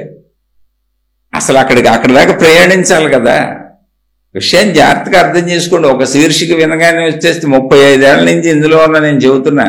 నాకు మీకు చెప్పటం ఈ 3 ముక్కలు చిలక పలుకులు తప్ప అసలు ఏమాత్రం అనుభవం లేదు. అంటే ఎందుకు చెబుతున్నానంటే నేను 35 ఏళ్ల నుంచి గొప్పగా ఉన్నాను ఇందులో చెప్పడానికి కాదు. 35 ఏళ్ళు ఇందులోనే ఏడిసినాయి, ఈ చిలక పలుకులే వచ్చినాయి, అనుభవం రాలేదు. మీరు తొందరపడిపోబాకండి, వినగానే వచ్చేసింది అనుకోబాకండి అని. సాధన చేయవలెను. ఏం సాధన చేయాలి? నీకు కళని తెలియాలి. అసలు కళని ఎవరో చెబితే మనం కళని అనేసుకుంటే నిజమైపోద్దా? మన పక్కోళ్ళు భోజనం చేస్తే మన కడుపు నిండుద్దా? ఒకసారి ఆలోచించండి. ఎప్పుడూ కూడా జ్ఞానులను అనుకరించరాదు, జ్ఞానాన్ని అనుకరించరాదు, అనుభవాన్ని మాత్రమే పొందాలి. ఏ విషయాన్నైనా వినేసి అది ఏదో అర్థమైపోయింది అనుకో, నీకు మిగిలిన వేస్ట్ అని అనుకోకూడదు. అర్థం అవటం ఏంటి? విన్నాం అంతే. అది ఇంటే అయిపోయిందా? ఇప్పుడు 1 కోటి రూపాయల గురించి వివరణాత్మకంగా చెప్పారు. ఇలా బిజినెస్ పెట్టి ఇలా చేసి ఇలా చేసేస్తే ఇలా చేస్తే ఇది ఏంటంటే 1 కోటి రూపాయల లాభం వచ్చింది అన్నారు. వచ్చేసిందా మీకు ఇప్పుడు 1 కోటి రూపాయల లాభం? ఓ శీర్షికి చెబుతాను నేను, చెప్పండి. మీకు ఎన్ని కోట్లు కావాలి చెప్పండి. ఎన్ని కోట్ల లాభం కావాలో అన్ని కోట్ల లాభం ఎలా వస్తుంది, మీరు ఎలా బిజినెస్ పెడితే ఏంటని ఒక శీర్షికి చెబుతా. అందులో మీకు 1 కోటి కావాలా, 10 కోట్లు కావాలో, 100 కోట్లు కావాలో, 1000 కోట్లు కావాలో చెప్పండి. నేను చెబుతా 100 కోట్ల లాభం వచ్చే అంత శీర్షిక అలా చెప్పుకుంటా 1 గంట 2 గంటలు 3 గంటల చివరిలో 100 కోట్ల లాభం వచ్చింది మనకి. అంటే 100 కోట్లు ఇప్పుడు మన దగ్గర ఉన్నాయా? బిజినెస్ చేసేసామా మనం? అంతా అయిపోయిందా ఈ 2 గంటల్లో? మాట్లాడాం అంతే. ఓ ప్లానింగ్ చెప్పుకున్నాం, దాని విధానం చెప్పుకున్నాం. ఇప్పుడు ఆ బిజినెస్ చేసి ఆ 100 కోట్లు సంపాదించాలంటే అసలు ఈ 100 జన్మలు పట్టుద్దో 1000 జన్మలు పట్టుద్దో, అసలు ఈ జన్మలో కుదురుద్దో కుదరదో, అసలు ఆ బిజినెస్ పెడతామో పెట్టమో, పెడితే ఫెయిల్ అయిపోద్దో లేదా జరుగుద్దో, ఏదైనా కాలంలో తేలుతుంది, మొదలు పెట్టినది తేలుతుంది. అలాగే ఒక శీర్షిక విన్నారంతే. మీరేం సాధన చేయలే, మీరు ఒక ఆత్మానుభూతి కలగల, మీరు నేను అనంత ఆత్మశక్తిని తెలుసుకోలే. అసలు ఆ అనంత ఆత్మశక్తిని నేను అని మీరు తెలుసుకొని ఉంటే అసలు ఈ ప్రశ్న వేయరు. అది చెప్పేది. ఈ సాధనలన్నీ వేస్ట్ అన్న ప్రశ్న కూడా పుట్టదు. మనం మనుషులం కాబట్టే మళ్ళీ రెండో ప్రశ్న వచ్చింది, ఏంటి ఈ సాధనలన్నీ వేస్ట్ అని, ఎన్ని పనికిరావు, ఎన్ని తీసేయటం అని. ఆ తొందరపాటు వద్దు. ఆధ్యాత్మికతలో అసలు తొందరపాటు ఉండకూడదు, త్వరపడకూడదు, నిదానంగా అర్థం చేసుకోవాలి. మహాత్ములు వాళ్ళు పొందిన అనుభవాన్ని మనం పొందటం కోసం ఒక మహాత్ముడు సాధన చేసుకొని జీవితకాలం మొత్తం తపస్సు చేస్తే ఆ జీవితకాలం చివరిలో ఎప్పుడో ఆయనకి ఆత్మానుభవం కలిగింది.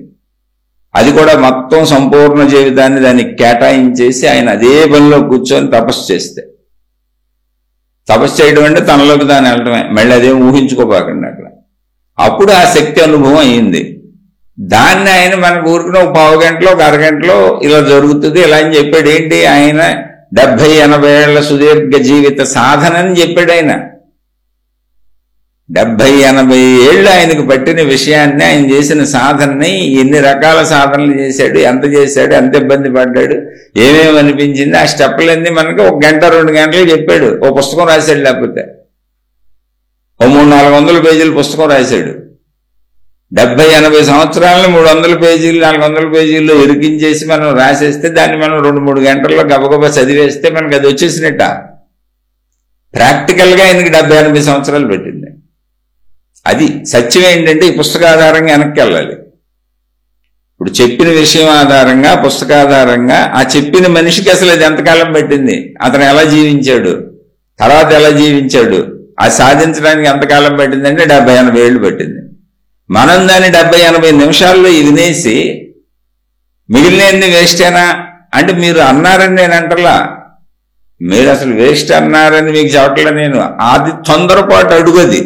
అంటే ఏంటి, జ్ఞానం వినటమే వచ్చేసింది అనుకుంటున్నాం. కాదు, వినటం రావటం కాదు.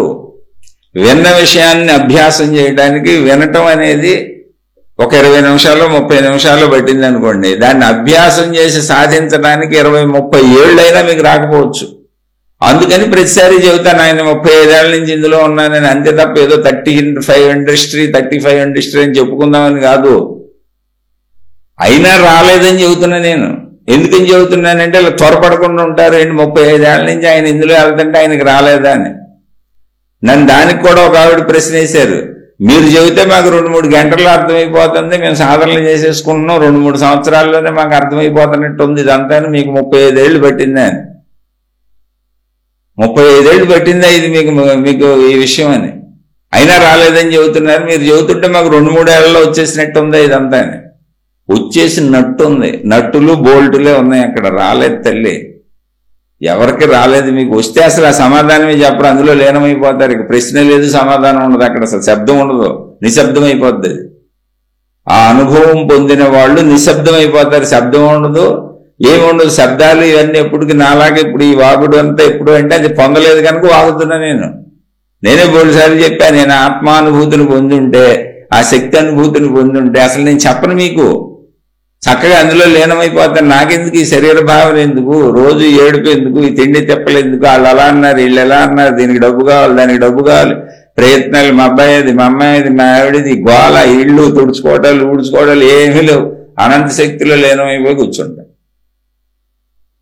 అసలు నేను మాట్లాడుతున్నానంటేనే మీరు గుర్తుపెట్టుకోండి, నేను మాట్లాడినంత కాలం నాకు అనుభవం కలగలేదు అని అర్థం. అంతే సింపుల్.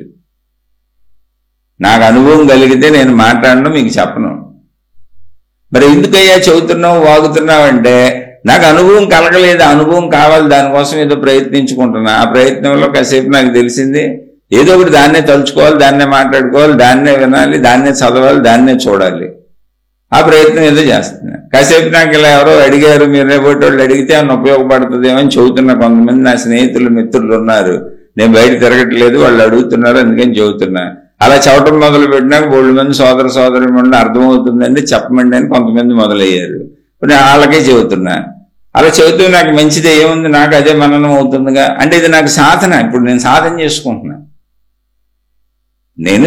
చేసుకుంటున్నా, మీరు కూడా సాధన చేసుకోవాలి. అయితే నేను చెప్పే సాధనలతోనే ఆగిపోవాలా. నేను శారీరక సాధన చేసుకుంటున్నా, నాలోకి నేను వెళ్తున్నా, నన్ను నేను చూసుకున్నా, నా కోరికలు తగ్గించుకున్నా, నా డబ్బులు తగ్గించుకున్నా, నా డబ్బు ఆశలు తగ్గించుకున్నా, నా కోరికలు సమస్తం ఒక మనిషికి ఏముంటాయి అన్ని తగ్గించేసుకున్నా. మినిమంలో బతకడానికి ఉన్నాయి నా దగ్గర ఒక 20% మిగిలి పెట్టుకున్నంటే పోలయ్యి. ఎందుకని అనుభవం రాలా. సాధన అనేది టప్పన ఒకసారి జరిగేది కాదు.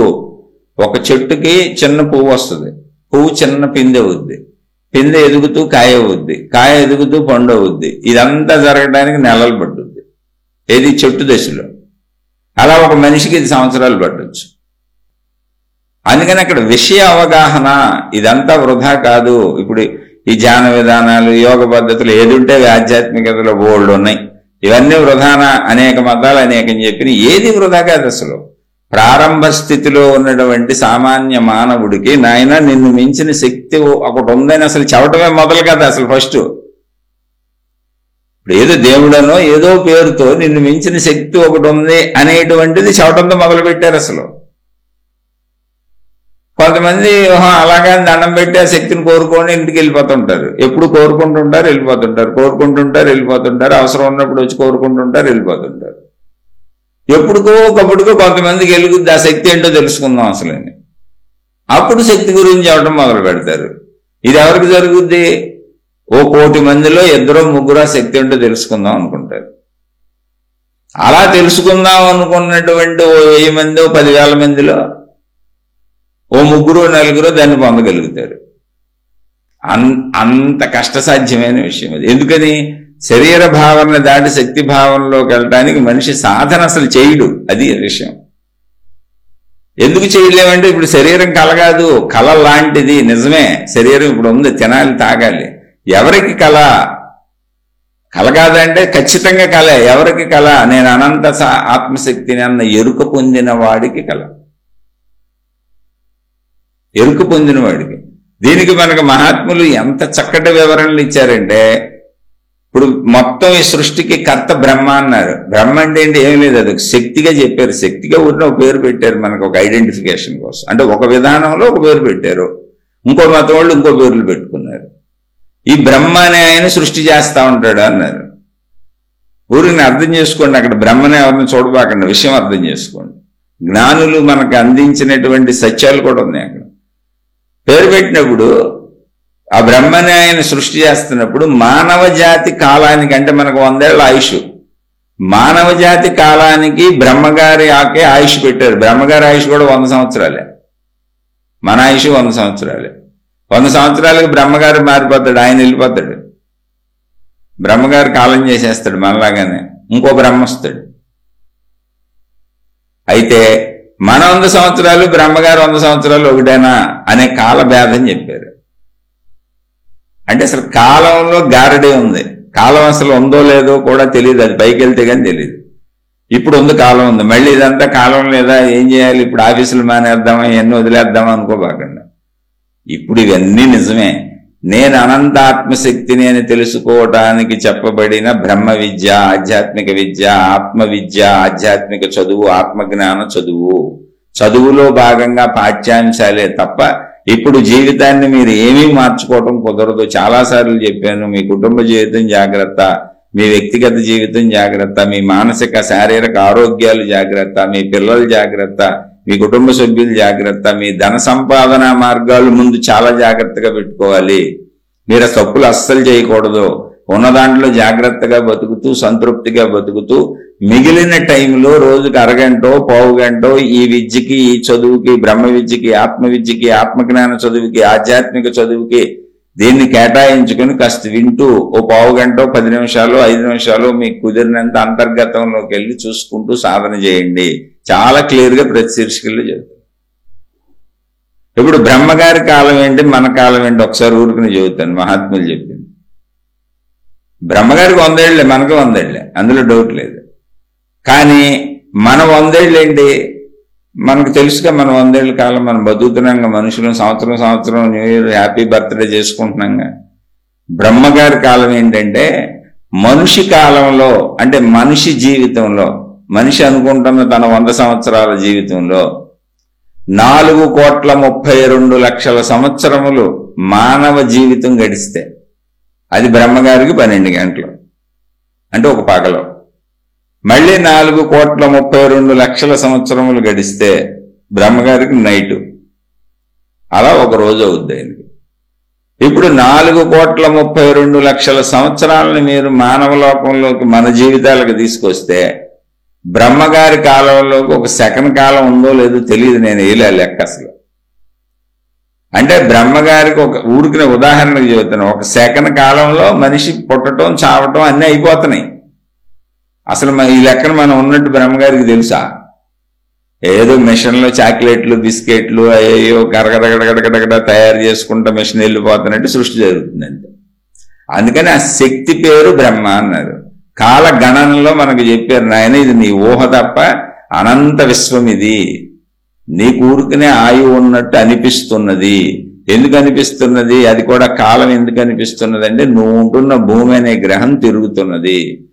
అలా తిరగటం వలన, గ్రహం తిరగటం వలన, ఆ గ్రహం గుండ్రంగా ఉండటం వలన ఆ దానికి ఒకవైపు సూర్యుడు పడటము, రెండవ వైపు పడకపోవటము, అది తిరుగుతూ ఉండటం వలన, ఆ తిరగటం అనేది ఒక పద్ధతిలో, క్రమ పద్ధతిలో తిరగటం వలన సూర్యుడికి వచ్చినట్టుగా, వచ్చిన సూర్యుడు కొద్ది కొద్దిగా పెరుగుతున్నట్టుగా, ఎండ పెరుగుతున్నట్టుగా, అలా అలా అలా అస్తమిస్తున్నట్టుగా, మళ్ళీ సూర్యుడు వెళ్ళిపోయినట్టుగా, మళ్ళీ చీకటి వచ్చినట్టుగా, ఆ చీకటి మళ్ళీ అలా పెరుగుతూ పెరుగుతూ గాఢాంధకారమై మళ్ళీ అలా అలా అలా తెల్లవారుతూ మళ్ళీ సూర్యోదయం జరుగుతున్నట్టుగా నీకు అనిపిస్తుంది సూర్యుడు అసలు రావటం లేదు, పోవటం లేదు. నువ్వు ఉన్నటువంటి భూమి అనే గ్రహం 1000 కిలోమీటర్ల స్పీడులో గిరగిర తిరుగుతుంది నాయన. కానీ దాని సైజు ఎంత పెద్దది అంటే తిరుగుతున్నట్టు నీకు అసలు తెలియటం లేదు, ఎందులో నువ్వు ఒక నలక మాత్రమే అని చెప్పారు. అది కాలం అలా ఏర్పడింది. దానివల్ల మన ఆయుష్ భావన కలిగింది.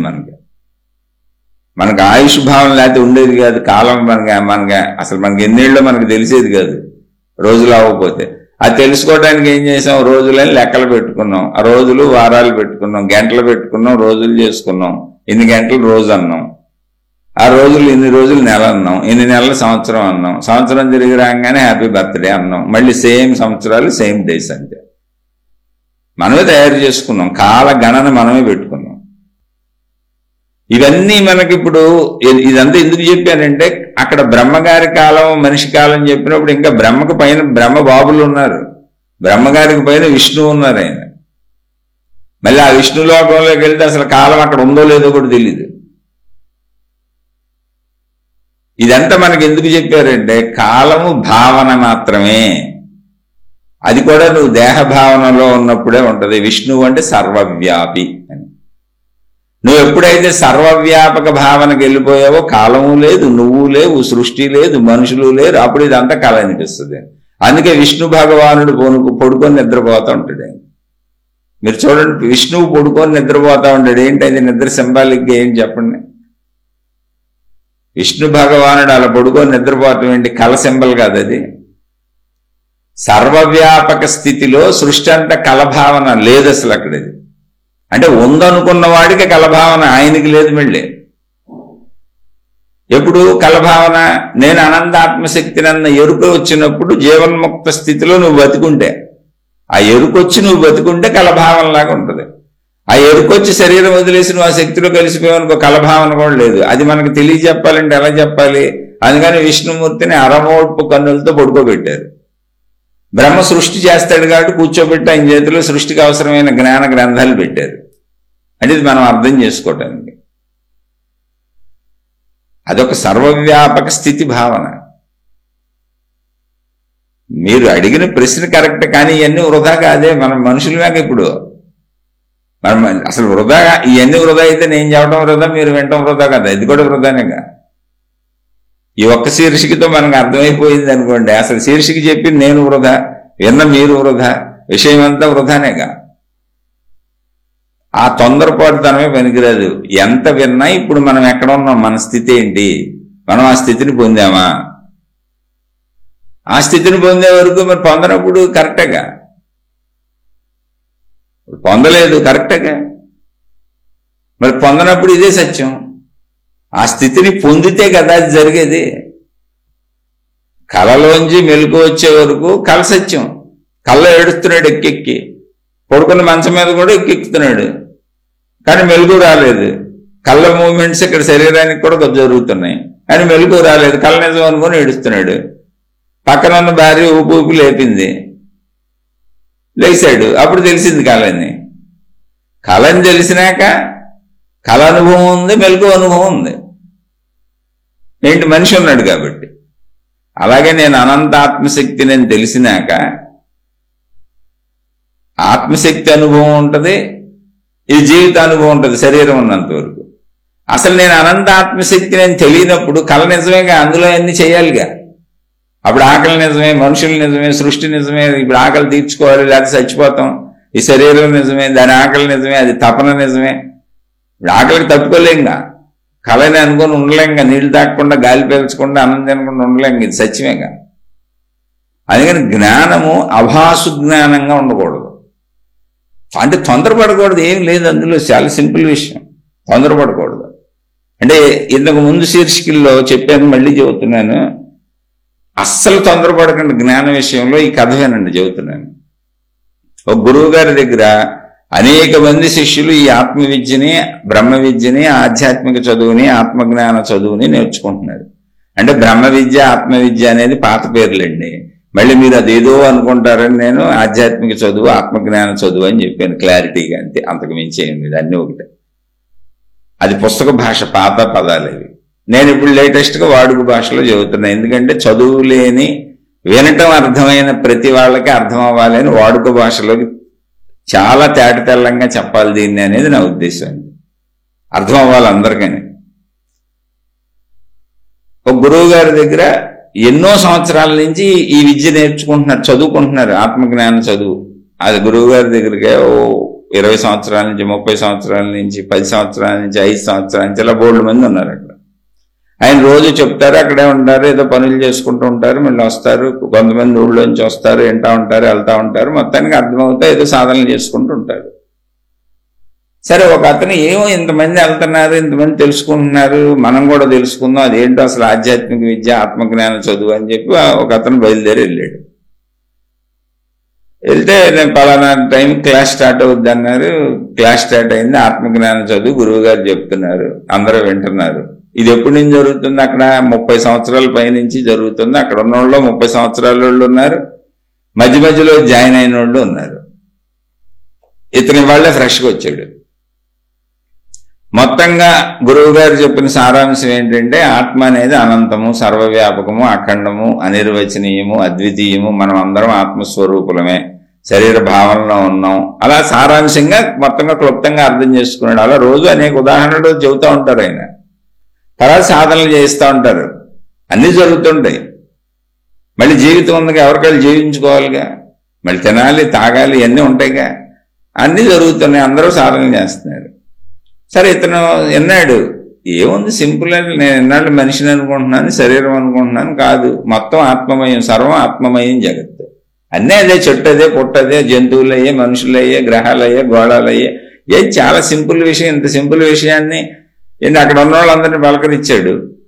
ఏమంటే ఏంటి అసలు ఇదంతా మీకు అర్థమైందని, బ్రహ్మాండంగా అర్థమైంది, మళ్ళీ రేపు కూడా వస్తానన్నాడు. రోజు వస్తానండి నేను, చాలా చక్కగా అర్థమైంది నాకు అన్నాడు. అందరూ మాట్లాడారు. కొంతమంది మేము 30 ఏళ్ళ నుంచి ఉన్నామన్నారు, 20 ఏళ్ళు అన్నారు, 15 ఏళ్ళు అన్నారు, 10 ఏళ్ళు అన్నారు, 5 ఏళ్ళు అన్నారు, 2 సంవత్సరాలు అన్నారు, సంవత్సరం అన్నారు, 6 నెలలు అన్నారు. ఆశ్చర్యపోయాడు, ఏంటి 30 ఏళ్ళ నుంచి ఉన్నా మీకు ఇంకా అర్థం అవ్వలేదు అయితే.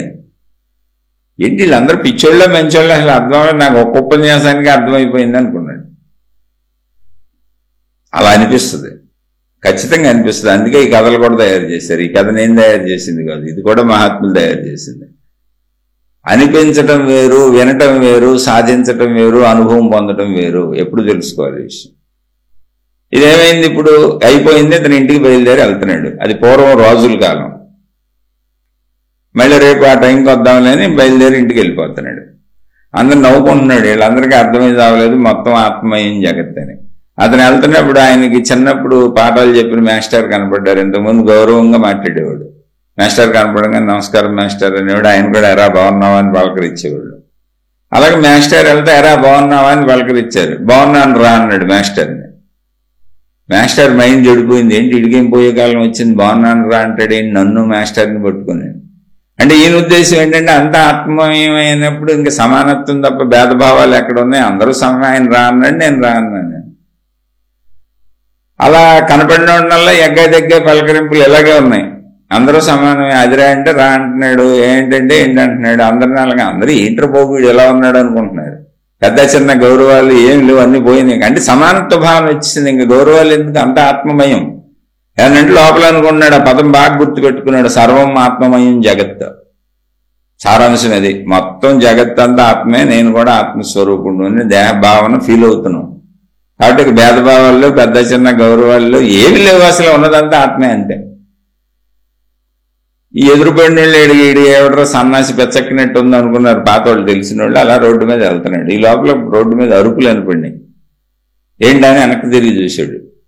వెనకాల ఒక ఏనుగు, రాజుగారు ఏనుగు, అది మొత్తం అక్కడ దొరికినట్టు తొండంతో తిప్పిసిరేస్తుంది, ఆ పందిర్లు పీకేస్తుంది, సామాను పడేస్తుంది, బొడ్లు ఎత్తేసిరేస్తుంది, ఆ రోడ్డు మీద అడ్డం వచ్చినాయని ఇసిరిసిరి కొట్టేస్తుంది. అక్కడక్కడ ఆగున్న వాహనాలు అయ్యి ఈ బొడ్లు వాటిని తిప్పి కొడుతుంది. మనుషులు దొరికితే తొండంతో గిరగర పిసురుతుంది. ఆ పక్కనే మామిటి వాడు ఏనుగు వెనకాల పరిగెత్తుకొస్తున్నాడు. వస్తూ దాన్ని ఆపలేకపోతున్నాడు. అరుస్తున్నాడు అతను రోడ్డు మీద జనాలకి, అయ్యా రాజుగారు ఏనుగుకి పిచ్చి పెట్టింది, అందరూ పారిపోండి, తప్పుకోండి అని. ఎందుకంటే రోజు మామూలుగా తీసుకెళ్తారు ఆ దారిలో ఏనుగుని. దానికి ఇప్పుడు ఏదో పాపం తేడా చేసింది.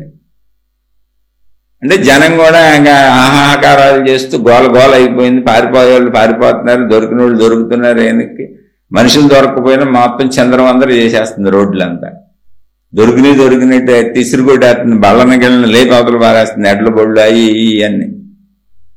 పాపం మావటివాడు మాత్రం కంటిన్యూటీ అరుస్తూ వస్తానే ఉన్నాడు వెనకాల, తప్పుకోండి పారిపోండి, తప్పుకోండి పారిపోండి, రాజుగారు ఈయనకి పిచ్చి పెట్టింది అని. మనోడు కూడా అన్నాడు. ఆ రోడ్డు మీద వెళ్ళి వాళ్ళు బోల్డ్ మంది చెప్పారు, ఒరే పిచ్చేదవా అలా నడుచుకెళ్తాయంటారా, పారిపోరా అని. వీడు తాపీగా నడుచుకుంటూ వెళ్తున్నాడు. ఎంతో మంది పక్కన చెప్పారు, ఒరే పారిపోరా నాయన, ఏనుగు వచ్చేస్తుంది దగ్గరికి అని. వీడేంటో తెలుసా, సర్వం ఆత్మమయం జగత్ అన్నప్పుడు పిచ్చేదవలు కాకపోతే ఏనుగు ఆత్మ కాదా, నేను ఆత్మ కాదా, ఏనుగు ఆ విషయం తెలీదా? నేను ఆత్మనే, ఏనుగు ఆత్మే, ఎందుకు వీళ్ళు ఎలా పారిపోతున్నారు పిచ్చేదవలు? అదే ఆ జ్ఞానం లేదు వీళ్ళకే. జ్ఞానం లేని వాళ్ళు ఎలాగ ప్రవర్తిస్తారు? అసలు వీళ్ళందరినీ గురువుగారి దగ్గరికి తీసుకెళ్లి కూర్చోబెట్టి ఆత్మజ్ఞానం నేర్పించాలనుకున్నాడు. ఎందుకంటే నాకు ఆత్మజ్ఞానం వచ్చేసింది. ఇప్పుడు ఈ ఆత్మజ్ఞానాన్ని వీళ్ళందరికీ నేర్పించాలి. వీళ్ళందరూ పారిపోతున్నారు. అవును, నిజమే గురువు గారు చెప్పింది, ఆత్మజ్ఞానం లేకపోతే ప్రపంచం ఎప్పుడు దుఃఖాల పాలైపోద్ది. ఇదిగో ఈ పరుగులు అయ్యే చూసావు, వీళ్ళందరూ ఎలా పరుగులు పెడుతున్నారు ప్రాణభీతితో. సర్వం ఆత్మయం జగత్ అయితే ఈ దేహం ఏంటి, ఆ ఏనుగు దేహం ఏంటి, నా దేహం ఏంటి? గురువు గారు చెప్పింది చాలా కరెక్ట్. ఎవరైతే నేను శక్తిని తెలుసుకుంటారో వాళ్ళు మాత్రమే హాయిగా బతుకుతారు. ఇది కరెక్ట్. మిగిలిన వాళ్ళంతా దేహభావంలో ఇంద్రియ పరుగులు. ఇదిగో వీళ్ళు చావు ఇప్పుడు ఏదో అయిపోద్దని పరుగులు ఎడుతున్నారు. ఇలా భావించుకున్నాడు. వీళ్ళందరికీ ఎలాగైనా ఆత్మజ్ఞానం నేర్పించాలనుకున్నాడు. అలాగే వెళ్తున్నాడు, స్టడీగా నడుచుకుంటూ వెళ్తున్నాడు. అంతా ఆత్మే, నాకు చక్కగా అర్థమైంది గురువు గారు చెప్పింది. వెనక నుంచి ఏనుగు వచ్చింది. రోడ్డు మీద అందరూ పారిపోయారు, ఎవరు తాగలేదు, బళ్ళు గిళ్ళు ఉంటే ఎత్తిసిరేసింది. మనోడు స్టడీగా వెళ్తుంటే ఏనుగుకి చక్కగా దొరికాడు. ఏనుగు కూడా చూసింది అసలు. అంతే తొండంతో పట్టుకుంది, గిర్ర గిర్ర గిర్ర తిప్పి ఇసిరి కొట్టింది. ఎక్కడ పడ్డాడో తెలియదు, ఎంత దూరం వెళ్ళి పడ్డాడో తెలియదు. అసలు బోయికిలన్నీ నుజ్జు అయిపోయింది. ఒక్క దెబ్బకి స్పృహలోకి వచ్చాడు. సర్వం ఆత్మయం జగత్ ఎగిరిపోయింది అసలు. ఇదేంటి గురువు గారు సర్వం ఆత్మయం జగత్ అన్నారు, నేను నమ్మాను, నేను సర్వమయం ఆత్మయం జగత్ అనుకొని వెళ్ళాను. ఏనుగేంటి ఎలా తిప్పి తిప్పి కొట్టేసింది? అసలు గురువు గారు చెప్పింది అంత అబద్ధమే. గురువుగారు మొత్తం అబద్ధమే చెప్పారు. సర్వం ఆత్మయం జగత్ కాదు, ఏనుగే నేనే. అందుకే వాళ్ళందరూ పారిపోయారు. వాళ్లే తెలియగలవాళ్ళు, నేను పారిపోలేదు, ఆ గురువుని నమ్మి మోసపోయాను అని పాపం అలా పడిపోయి ఉన్నాడు. అలాగే ఉన్నాడు, లోపల అనుకుంటున్నాడు, చచ్చాడో బతికాడేడని. పాపం చుట్టూ ఉన్న జనం అంతా వచ్చారు, రే పారిపోమని చెప్పాం, పారిపోయి సాగలేదు ఎదవా అన్నారు. సరే ఏనుగేదో ముందుకు వెళ్ళిపోయింది. ఈయన పాపం వైద్యుడి దగ్గరికి తీసుకెళ్లారు, కట్లు కట్టించారు, అవి చేయించారు. అవి కొంచెం తగ్గినాక అసలు ముందు గురువు గారి దగ్గరికి వెళ్ళి నువ్వు చెప్పే అన్ని బూటకాలు అబద్ధాలు, ఆత్మమయం లేదు, పాడు లేదు అని గురువు గారి దగ్గరికి వెళ్ళాలని బయలుదేరి వెళ్ళాడు. ఇప్పుడు గురువు గారి దగ్గరికి వెళ్ళాడు. మొత్తం ఒళ్ళంతా కట్టులేదో కుంటుకుంటూ వెళ్ళాడు. గురువు గారు ఏంటని, ఏమైంది, మళ్ళీ రాలేదు, ఒకరోజు వచ్చావు, పైగా అర్థమైపోయిందని చెప్పావంటే మన వాళ్ళందరిని అడిగాను, వాళ్ళు కూడా చెప్పారు నాకు చాలా చక్కగా అర్థమైపోయిందని చెప్పి, నాకు ఆత్మజ్ఞానం తెలిసిపోయింది అన్నావంట. అసలు ఏం జరిగింది, దెబ్బలేంటని ఏమంటే గురువు గారి మీద రంకిలేయటం మొదలు పెట్టాడు. అసలు నువ్వేం గురువు, నువ్వు చెప్పేది మోసము, అసలు ఇదంతా అబద్ధము, సర్వం ఆత్మయం జగత్ ఏంటి, నీ మాట నమ్మి నేను వెళ్తే ఏనుగు నన్ను తిప్పి తిప్పి కొట్టిందని జరిగిన స్టోరీ అంతా చెప్పాడు. అంటే గురువు గారు అన్నారు, ఒరే సర్వం ఆత్మయం జగత్ అని నీకు తెలుసు కానీ ఏనుక్కు తెలియదు కదరా అన్నాడు. ఏనుక్కు తెలుసు ఆ విషయం అని. పోనీ నీకు ఆత్మానుభూతి అయిపోయింది అనుకుందాం, పోనీ అనుకో కాసేపు. ఏనుక్కు అవ్వలేదుగా, ఏనుక్కు తెలియదుగా, చుట్టూ నీలాగా బోల్డ్ మంది పారిపోతున్నారుగా, వాళ్ళు ఆత్మస్వరూపులేగా, మరి నీలాంటి ఆత్మలే బోల్డ్ పారిపోతున్నాయి, అప్పుడు నువ్వు పారిపోవచ్చుగా. ఇప్పుడు సర్వం ఆత్మయం జగత్ అన్నప్పుడు నీకు ఇష్టం వచ్చిన అర్థం తీసుకునే బదులు ఆ జరుగుతున్నదంతా చూసి ఆ పారిపోతున్నాయి కూడా ఆత్మలేగా, ఆత్మమయం జగత్ కదా, అప్పుడు నువ్వు కూడా పారిపోవచ్చుగా. లేదు, మరి మావటోడు అరుస్తున్నాడుగా, ఏనుక్కి పిచ్చి పట్టింది తప్పుకోండి అని, మావటోడు కూడా ఆత్మస్వరూపుడేగా, మరి వాడు అరిసి చెబుతున్నాడుగా ఏనుక్కి పిచ్చి పట్టిందని, అప్పుడు తప్పుకోవచ్చుగా. పోనీ నువ్వు నీకు నచ్చిన అర్థం తీసుకున్నావు, నీకు తెలిసిన అర్థం తీసుకున్నావు, నీ భావాలు నువ్వు భావించుకుని నన్ను తప్పు అంటావేంటరా? 30 ఏళ్ళ నుంచి ఉన్నోడికి ఇక్కడ అనుభవం అవ్వలేదు. సర్వం ఆత్మయం జగత్ అంటే ఇప్పుడు నేను విషం తినమని, గోడలకి దూకేయమని, బిల్డింగులకి దూకేయమని, ఏనుగులతో యుద్ధాలు చేయమని ఎవడో చెప్పలేదు. అది ఒక భావన. ఆ భావనా స్థితి కలిగినప్పుడు నీకు కేవలం దేహ భావన తగ్గుద్ది, నీ కోరికలు తగ్గుతాయి, తప్పులు చేయవు అంతే. శరీరం ఉన్నంతకాలం శరీరానికి అవసరమైనవి అన్నీ చేసుకుంటూ బతుకుతావు. నీకు ఇష్టమైతే మళ్ళీ మరుజన్మ కావాలనుకుంటే వస్తావు, లేదనుకుంటే అనంత ఆత్మశక్తిలో లీనమైపోయి ఉండిపోతావు శరీరం శిథిలమైపోయినప్పుడు. శరీరం ఉన్నంత వరకు ఆహారం ఇవ్వాల్సిందే దానికి, నువ్వు అనంత ఆత్మానుభూతి కలిగినా కూడా. మిగిలిన ప్రపంచానికి తెలియదు కదా, దానికి అనుభూతి కలగలేదుగా, నీకే కదా అనుభూతి కలిగింది. ఒకవేళ నువ్వు అప్పుడు సాధించినా కూడా సర్వం ఆత్మయం జగత్తని నువ్వు అనుకోని అనుభవం కలిగినా ఎవరికి కలిగింది? నీకు కలిగింది. మొత్తం ప్రపంచంలో ఉన్న వాళ్ళకి కలగలేదుగా. వాళ్ళందరూ మామూలు వాళ్ళేగా, ఏనుగు మామూలుదే, జంతువులు మామూలుదే. ఇప్పుడు సర్వం ఆత్మయం జగత్తని నాకు అనంత ఆత్మానుభూతి కలిగిందని ఇప్పుడు పాములు మెళ్ళేసి తిరుగుతావా?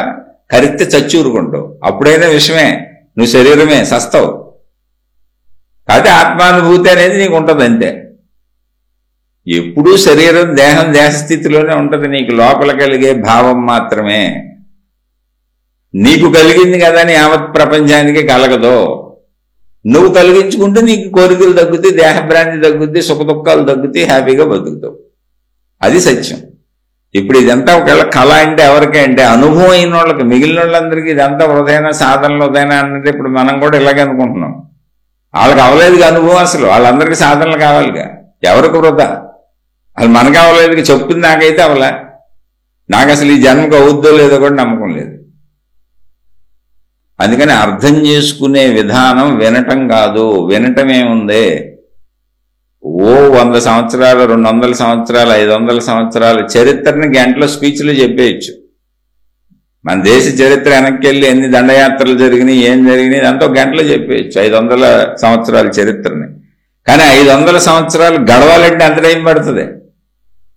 గంటలో 500 సంవత్సరాలు గడిచిపోతాయా? అలాగే ఆత్మానుభవం కూడా విన్నాం, అనుభవం అవ్వలేదు.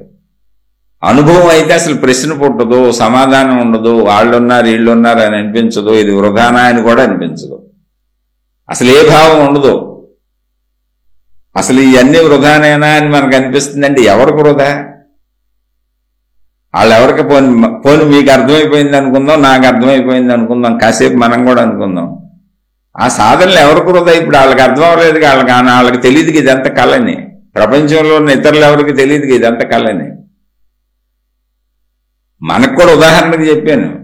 పోనీ మనకి అనంతాత్మానుభూతి అయిపోయింది. ఇప్పుడు రమణ భగవానులకి అనంతాత్మానుభూతి అయిపోయింది, ఈ విషయం చెప్పారు. మిగిలిన ప్రజలందరూ మామూలుగా జీవిస్తున్నారుగా. ఎంతో మంది మహాత్ములు అలా వచ్చారు, విషయం చెప్పారు, వాళ్ళు ఇది కళని తేల్చే వెళ్ళారు. మరి మిగిలిన వాళ్ళంతా మామూలుగా జీవిస్తున్నారుగా. మిగిలిన వాళ్ళందరికీ సాధనలు అవసరమేగా. రమణ భగవానులు కూడా సాధన చెప్పి వెళ్ళారు, విచారణ మార్గం ఆయన చెప్పిందే. దాన్నే నేను మళ్ళీ దాన్ని కొత్త పొంతలు తొక్కి చేదో చేయడం ఎందుకని లోపలికి చూసుకోండి అని చెబుతున్నాను, అంతే సింపుల్గా. ఎందుకంటే రకరకాలుగా బోల్డ్ మంది బోల్డ్ చెబుతున్నారు. ఒక్క రమణుడి పేరు మీదే మళ్ళీ బోల్డ్ మంది బోల్డ్ చెబుతున్నారు. అలా ప్రతి దాని మీద బోల్డ్ మంది బోల్డ్ చెబుతున్నారు. ఎన్ని దైవావతారాలు వచ్చినాయి, ఎన్ని రకాల మహాత్ములు వచ్చారు, ఎన్ని మతాలు వచ్చినాయి, ఎన్ని బోధలు వచ్చినాయి. ఆ వచ్చిన వాళ్ళకి ఎవరికో ఒకళ్ళకి అనుభవం అయితే, ఇద్దరికి అనుభవం అయితే మాకు అనుభవం అయిందని చెప్పారు తప్ప మిగిలిన వాళ్ళకి అనుభవాలు అవ్వలేదుగా. అనుభవం అయిన వాళ్ళకి కలది, ఆ ఒక్కళ్ళకే కలది, మిగిలిన వాళ్ళకి కలగాదు. అది మిగిలిన వాళ్ళకంతా వాస్తవ సత్యమే, అన్నీ అవసరమే.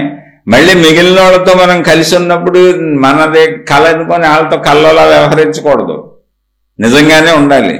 శరీరం ఉంటే మనం కూడా నిజంగానే అన్నం తినాలి. అందుకే జాగ్రత్తగా అర్థం చేసుకోండి, తొందరపడబాకండి. మళ్ళీ చెబుతున్నా, నేను 35 ఏళ్ల నుంచి ఇందులోనే ఉన్నాను అన్న విషయం నేను చెప్పేది నా గొప్పతనాన్ని ప్రదర్శించుకోవడానికి కాదండి. 35 ఏళ్ల నుంచి ఇందులోనే ఉన్నా, నాకేమీ రాలేదు, ఓన్లీ చెప్పటమే వచ్చింది, నేను దాన్ని పొందలేకపోయాను అని చెబుతున్నాను. ఎందుకని మీరు ఇలా తొందరపడకుండా ఉంటారని విన్నవాళ్ళు, మాకు అర్థమైపోయిందని అనుకోకుండా ఉంటారని, అయ్యో అంత కష్టమా అనుకుంటారని. మళ్ళీ దానికి నాకు కూడా పెట్టారు, మీరు చెబుతుంటేనే మాకు 2-3 ఏళ్లలో వచ్చేసినట్టుంది, మీకు అంతకాలం ఎందుకు పట్టిందని పెట్టారు. అంటే నేను కొంచెం మందబుద్ధులే అమ్మా అని పెట్టాను. నేనేం చేయను, అలా అనిపిస్తుంది. అది నిజం కాదు. వినికిడి సత్యం సత్యం కాదు. కేవలం జ్ఞానం విన్నాం మనం, అనుభవం అవ్వలేదు. అనుభవం వేరు. అనుభవాన్ని పొందే ప్రయత్నం చేయండి. అనుభవానికి లోపలికి వెళ్ళండి. మీలో ముందు ఒక్క చెడు కూడా లేకుండా చెడులు గుర్తించి తొలగించుకోండి. అసలు చెడు అనేది ముందు మొత్తంగా ఎగిరిపోవాలి. తర్వాత మంచితో జీవిస్తూ మీ లోపలికి వెళ్ళి స్లోగా ఆ మంచి జీవితంలో ఇతరులకు మేలు చేస్తూ, త్యాగం చేస్తూ, పరోపకారం చేస్తూ, అలా కొద్ది కొద్దిగా వెళుతూ దేహభావనలోంచి శక్తి భావన ఎలా ఏంటి అనే ఆధ్యాత్మిక చదువుకుంటూ అది భావరూపంలో మాత్రమే తెలుస్తుంది. బతికున్నంతకాలం, శరీరం ఉన్నంతకాలం శరీరం నిజమే, అబద్ధం కాదు. అది అబద్ధమని ఎవరికి అనిపిస్తుంది అంటే అనుభవం పొందిన వాళ్ళకి అబద్ధమని అనిపించదో, చిన్నది అనిపిస్తుంది, అది నిజం అనిపిస్తుంది, కలలా అనిపిస్తుంది. అందుకని తొందరపడకండి, అర్థం చేసుకోండి. మళ్ళీ ఒకవేళ డౌట్ ఉంటే ప్రశ్న ఏంటి, మళ్ళీ క్లియర్గా చెబుతాను. ఇలా ఎన్నిసార్లు అయినా చెబుతాను, కానీ తొందరపడకండి. ప్రతిదీ వినేసే వచ్చేసింది అనుకోకండి. వినటం రావటమే కాదు. అందుకని 35 ఏళ్ళు అని చెప్పేది నేను ఎందుకు, నేనేం పిచ్చోడిని అమాయకుడిని కాదు. 35 ఏళ్ల ప్రయాణంలో ఊరికినే అప్పచెబుతున్నా నేను ఎవరో మహాత్ముల దగ్గర విన్నాయి. నాకు అసలు అనుభవమే రాలా. నేను సామాన్య మానవుడిని. శారీరక అనారోగ్యాలు ఉన్నాయి, మానసిక అనారోగ్యాలు ఉన్నాయి, కుటుంబ బాధలు ఉన్నాయి, సమాజ బాధలు ఉన్నాయి, ఆర్థిక బాధలు ఉన్నాయి, అన్ని అవలక్షణాలు ఉన్నాయి. ఒక మనిషి పడేటువంటి సమస్యలన్నీ ఉన్నాయి. అవి ఏం పోయి చావలా. శరీరం అలాగే ఉంది. శరీరానికి సంబంధించిన అన్ని రకాల జబ్బులు, రోగాలు, బాధలు అన్నీ పడుతున్నా. అయినా కొంచెం ప్రయాణించి ఉపశమనంగా ఇందులో వెళ్దాం, దీన్ని తెలుసుకుందామని ప్రయత్నిస్తున్నా. అలా 35 ఏళ్ల నుంచి చేస్తున్నా. ఇక్కడే కూర్చున్నా. నాకేం అర్థం అవ్వలా. ఊరినే మీకు అప్పచెబుతున్నా, ఒట్టి మాటలు, అనుభవం లేదు. అందుకని వచ్చేసిందని తొందరపడిపోబాకండి. రాదు, కుదరదు, సాధన చెయ్యాలి. వినటం రావటం కాదు.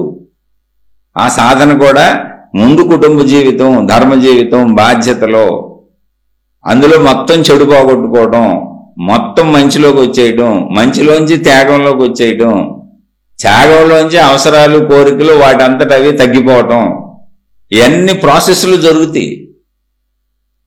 అప్పుడు అనంత ఆత్మభావన రావచ్చు, రాకపోవచ్చు. ఈ జన్మ మన ప్రయత్నం ఎంత అవుద్దో తెలియదు, కానీ వస్తుంది, వచ్చేదే. ఎందుకంటే ఆత్మజ్ఞాన గ్రంథాలు చెప్పేని మహాత్ముల అనుభవ స్థితిని పొందిన వాళ్ళు ఉంది, మేము అనుభవించాం ఆ స్థితి అని చెప్పారు కాబట్టి ఖచ్చితంగా వస్తుంది. కానీ అంత తేలికైన విషయం కాదు. కోటాను కోట్లలో ఎవరో ఒక ధీరుడు మాత్రమే దాన్ని పొందగలడు అని చెప్పారు. ఏంటి, వేలు కాదు, లక్షలు కాదు, కోట్లలో. 1 కోటి కూడా కాదు, కోట్లలో. కోట్ల మంది మనుషులలో ధీరుడైన వాడు ఎవడో ఒక్కడ మాత్రమే దాన్ని పొందగలడని చెప్పారు. అంతే తప్ప వింటే వచ్చేసింది అనుకుంటే అసలు గ్రంథాలు చదివి ఉన్నోళ్ళందరిగా ఇంకా వాళ్ళు ఏమైపోవాలి. అలా త్వరపడకండి.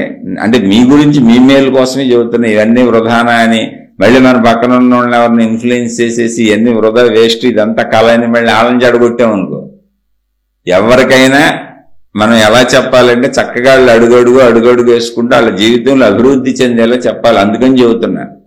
ఈ ప్రశ్న అడిగినప్పుడు సమాధానం మళ్ళీ ఎందుకు చెబుతున్నానంటే, ఈ భావంతో మీరు మీ చుట్టూ ఉన్న వాళ్ళని ఎవరిని చెడగొట్టబాకండి. ఇది వినండి, ఇదంతా కళ అంట, ఏమీ లేదంట, ఏం చెయ్యక్కర్లేదు, సాధనలు వేస్ట్, అవి వేస్ట్, ఈ వేస్ట్, ఈ గురువులు వేస్ట్, ఈ వేస్ట్ అన్నాం అనుకోండి, వాళ్ళు పాడైపోతారు పాపం ఎటు కాని స్థితిలో. ఇంకా జాగ్రత్తగా విని ఒక్కొక్క అడుగు వేసుకుంటూ నిదానంగా నడవండి.